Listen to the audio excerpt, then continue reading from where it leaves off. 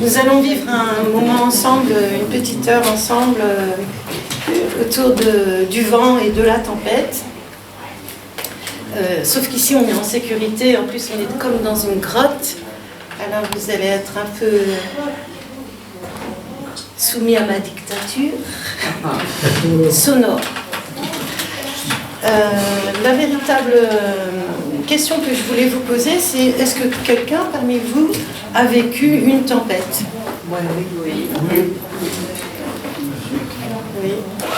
Oui. Oui.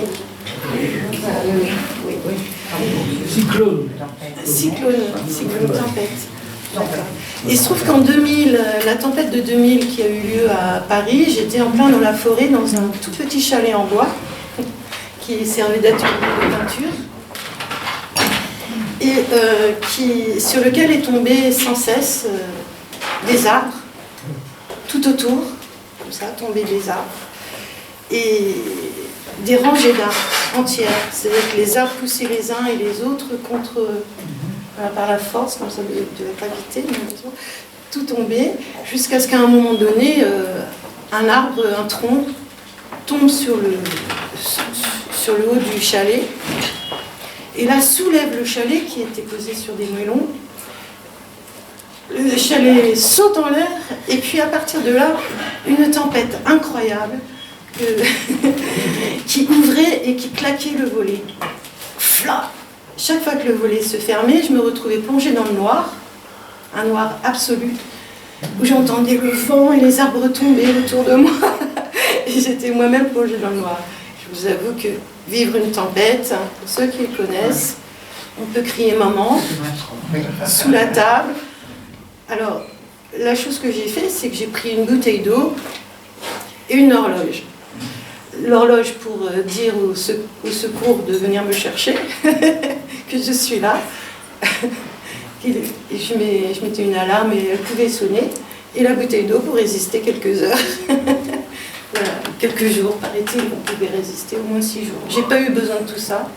Fort heureusement, le lendemain, c'était terminé. Et j'ai vu les dégâts, c'était assez sidérant. Voilà. Et c'était ma première tempête, 2000. Et puis je suis allée en Australie, et là-bas j'ai vu une scène assez incroyable, où une femme jetait un sort, une femme aborigène, jetait un sort à un ministre de la couronne anglaise, et parce qu'il voulait interdire l'usage de la carte bleue pour les aborigènes. Et c'était la première révolte que je voyais en réel, en direct. Une forme de révolte qui consistait à jeter un sort au ministre. Et depuis, je me suis aperçue que régulièrement, il y avait comme ça des grands moments, des grands instants dans la vie où tout se déchaînait. Et les tempêtes font partie de ces déchaînements. Et je me suis souvent posé la question, est-ce que nous ne sommes pas... Alors, je ne suis pas la seule, visiblement, aujourd'hui à poser les mêmes questions. Est-ce que nous ne sommes pas un peu responsables de ce qui arrive, d'une manière ou d'une autre? Moi, je n'ai jamais fait de mal aux arbres. Je ne vois pas pourquoi ils tombaient autour de moi. Et je ne comprenais pas. Même, je les aime beaucoup. Et c'était encore plus compliqué pour moi, du coup. Et voilà. Donc, je suis un peu perdue. J'ai écrit au retour d'Australie une histoire qui s'appelle « Histoire de vent », sur laquelle on va s'efforcer tout au long de cette histoire à unir nos efforts en commun pour s'entendre les uns les autres et calmer ainsi la colère du vent.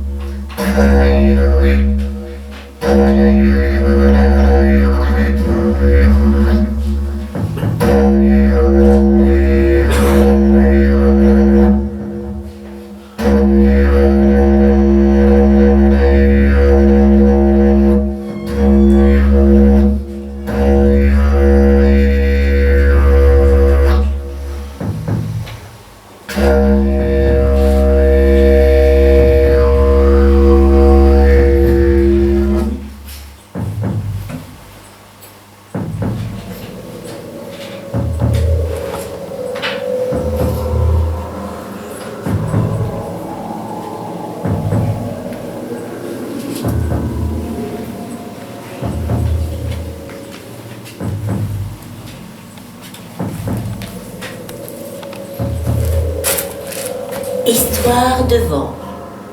Histoire de vent. Et le vent de hurler son histoire par les conduits de cheminée, les portes et les fenêtres mal fermées. Histoire de vent, un conte en rafale qui vous pousse dans le dos ou forçait d'avancer.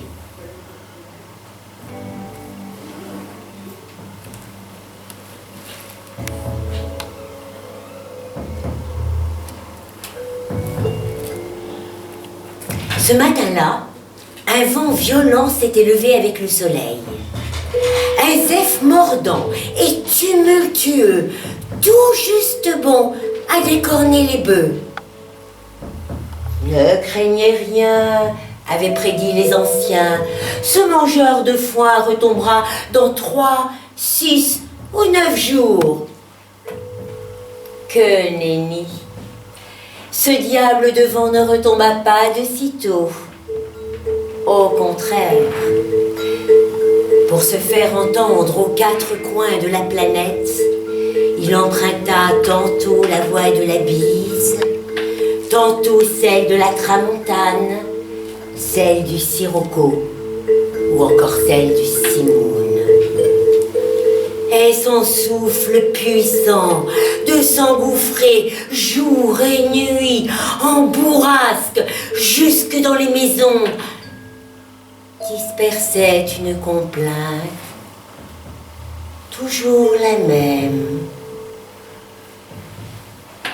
Qui sème le vent récolte la tempête. Que l'on me rende ce que l'on m'a volé, que l'on me ramène la brise, le zéphyr et l'alizé, mes douceurs et mes tendresses, mes caresses, mes bonheurs.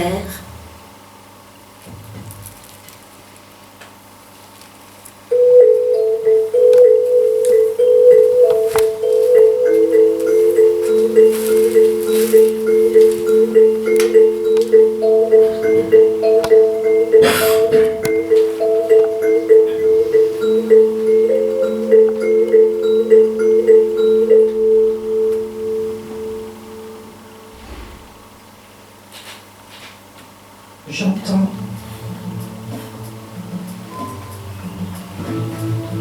ce diable de poète. Écoute ce cœur d'enfant au sein de la bête. J'entends le verbe tour à tour, dans le faux, dans le vrai. Je vois cet arrogant sculpteur de cathédrale. Regarde ce fou imaginaire, cet amoureux de chimère. J'entends ce messager céleste, cette parole magnifiant le geste. Écoute ces prises de liberté, ces défis inavoués, ces défis enracinés et son goût prononcé pour le sucré salé.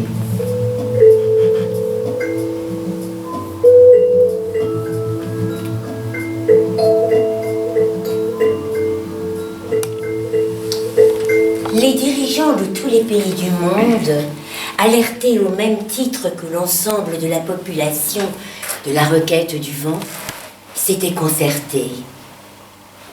Qui avait volé la brise, le zéphyr et l'Alizé? Et pourquoi justement ces trois vents, comptant parmi les plus favorables et les mieux disposés? Pour le savoir, et afin de remédier à la situation, ils avaient consulté les plus grands climatologues, les chercheurs les plus éminents. Faute de résultats probants, ils s'étaient tournés vers les astrologues, les sorciers, les marabouts, les chamans. Hélas, rien ni personne ne fut capable de calmer la colère du vent. Car le vent, de continuer à persifler entre deux cyclones, deux tornades, deux tourmentes, deux typhons, deux coups de blizzard et de Trafalgar.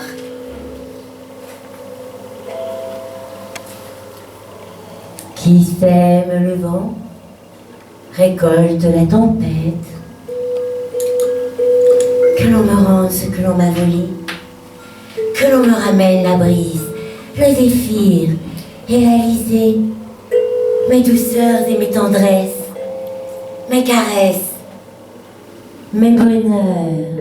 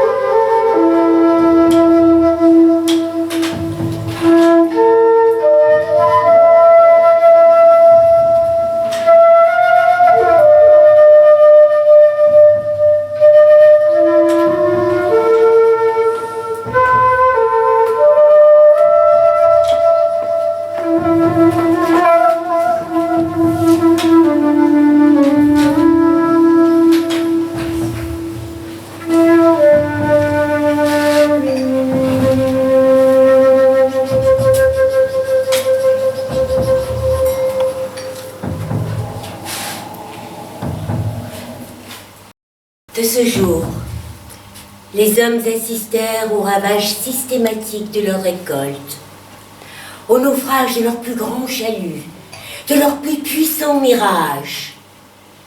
La surface du globe, battue sans relâche par des vents impétueux et corrosifs, commença peu à peu à se déformer.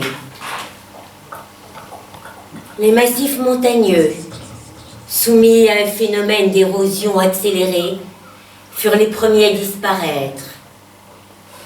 Les mers et les océans, ensablés ou sortis de leur lit, s'asséchèrent.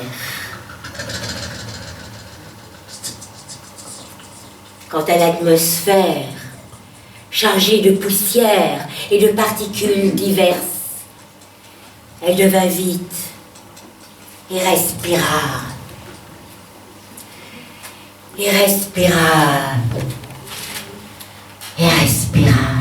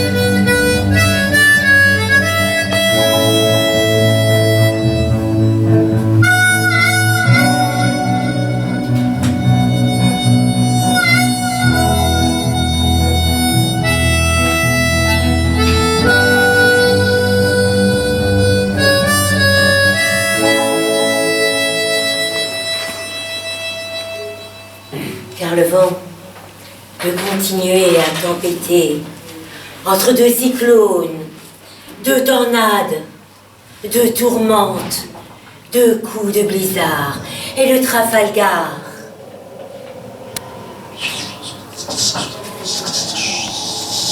Puis sème le vent, récolte la tempête, que l'on me rende ce que l'on m'a volé, que l'on me ramène la brise, le zéphyr et l'alizé, mes douceurs, mes tendresses, mes caresses, mes bonheurs.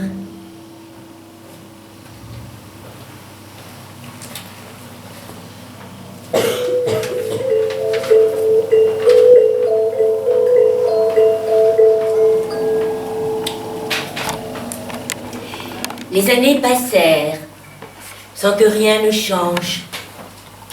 Les peuples contraints de vivre reclus, dans des conditions innommables, abandonnèrent peu à peu tout espoir de changement. Aussi, lorsqu'un musicien philosophe suggéra d'imaginer un quintet avant en l'honneur du maître des cieux, on lui fit d'abord les yeux ronds. Pour se faire comprendre, celui-ci raconta son rêve. L'oreille gigantesque, penchée sur le monde, la puissante aspiration. L'oreille, enfin, rouge de colère, se refermant sur lui, telle une huître. Au final, comme on avait déjà tout tenté et que cette idée n'était jamais venue à l'idée de personne, on décida de l'adopter. Car le vent, de continuer à enrager entre deux cyclones, deux tornades, deux tourmentes, deux coups de blizzard et de Trafalgar.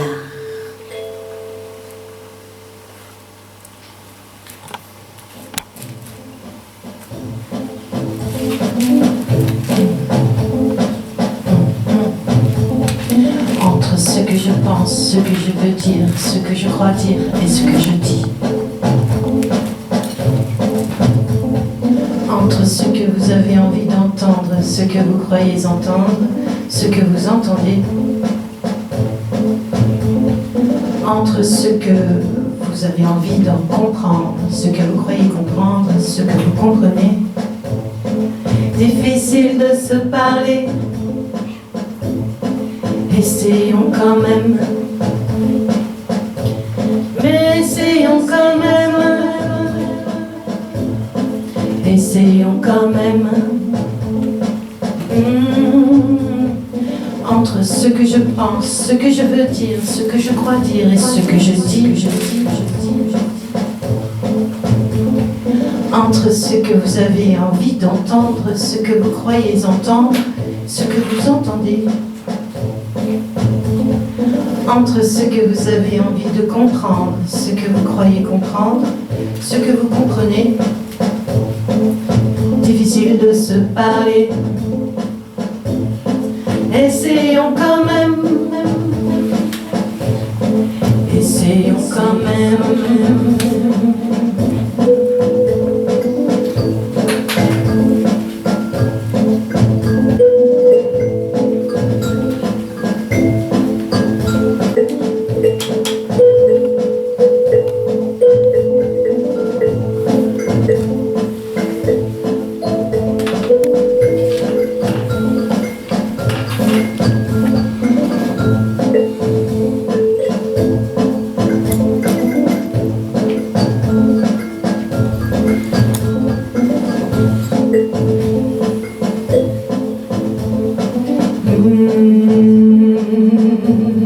Essayons quand même.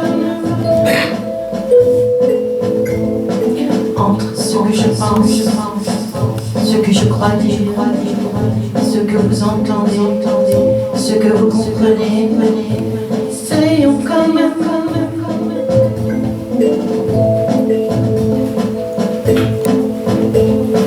Entre ce que je crois dire, ce que je veux dire, ce que vous entendez, ce que vous comprenez. Essayons quand même.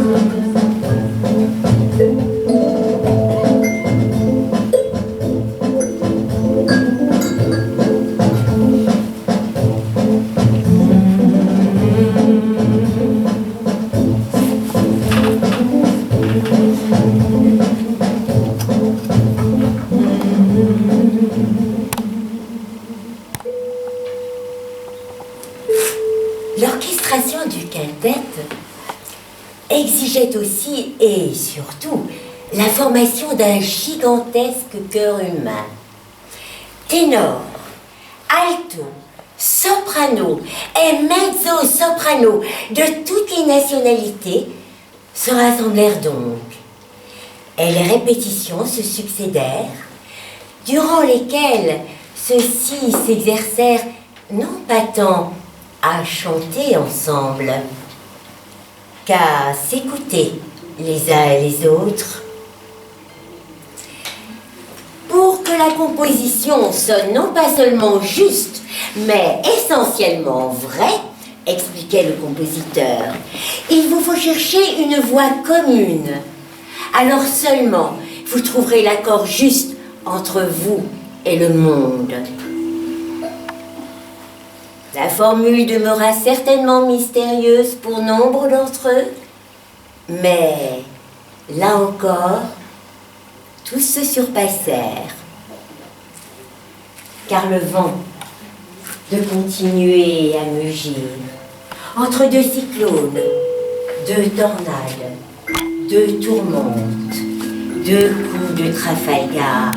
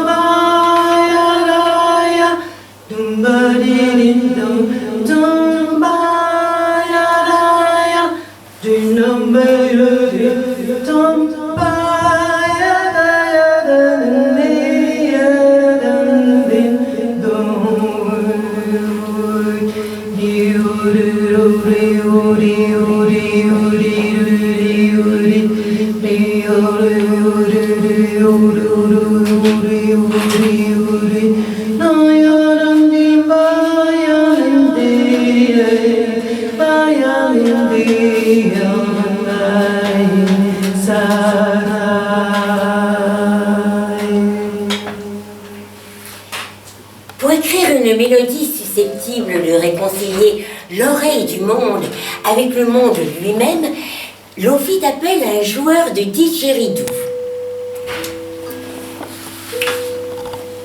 Et tandis que celui-ci écrivait son quintet éolien, l'on entreprit de fabriquer sur sa demande 5 instruments à vent géants. Un didgeridoo en terre cuite de 12 mètres de long, une flûte de pan taillée dans le tremble, un hélicon dont les proportions furent calquées sur celles de la spirale cosmique, un cornet à piston accordé en si bémol, un serpent, enfin, conçu en cuivre et aluminium. La complexité de l'ouvrage demanda l'attention et les efforts de tous.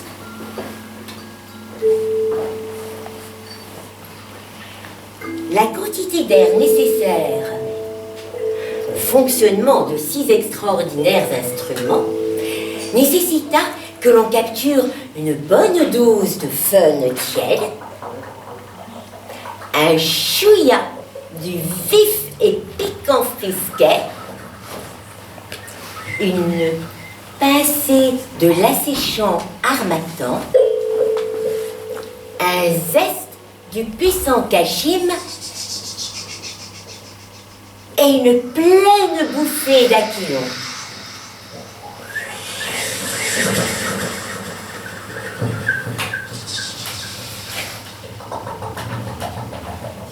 Attraper et enfermer ces météores gazeux releva de l'exploit, et il fallut pour y parvenir des trésors d'imagination. La fabrication des instruments ainsi que des caissons dans la ramure de l'arbre avant, seule essence à avoir résisté aux modifications climatiques, demanda l'attention et les efforts de tous. Mais ce qui fut dit fut fait, et bien fait, par le vent, de continuer à mugir entre deux cyclones, deux tornades, deux tourmentes, deux coups de blizzard et de Trafalgar.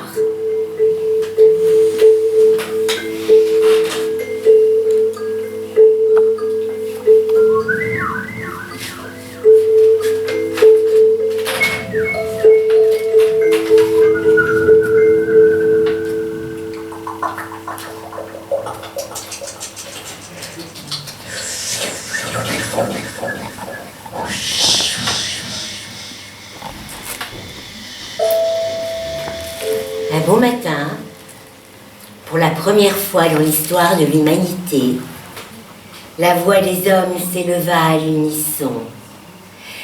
Portée par le didgeridoo, soutenue par la flûte de Pan, l'hélicon, le serpent et le cornet à piston, elle s'élança, mélodieuse et sans effort. Cette mélopée, d'une douceur et d'une justesse infinie, toucha-t-elle la corde sensible du maître des cieux? Apaisa-t-elle son oreille cassée? Nul n'aurait su le dire.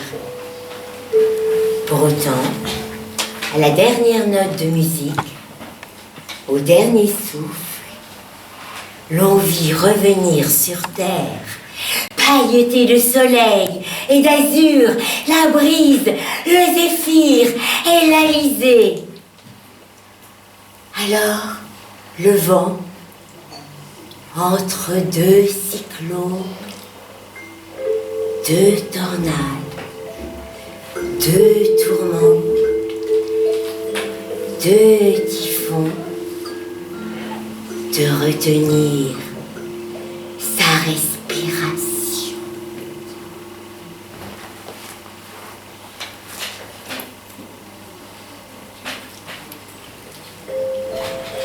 L'histoire ne dit pas de quelle façon l'homme repensa la société, ni quelle leçon il tira de cette expérience. Mais le vent de lui fredonner aujourd'hui encore, de temps à autre, entre deux risées, pour son compte. Vous étiez devenu sourd, et voici que vous chantez avec plus de légèreté, de tendresse, de douceur, de caresse et de bonheur que la brise, le zéphyr et l'Alizé réunis. Tendez l'oreille. Vous avez ouvert la voie.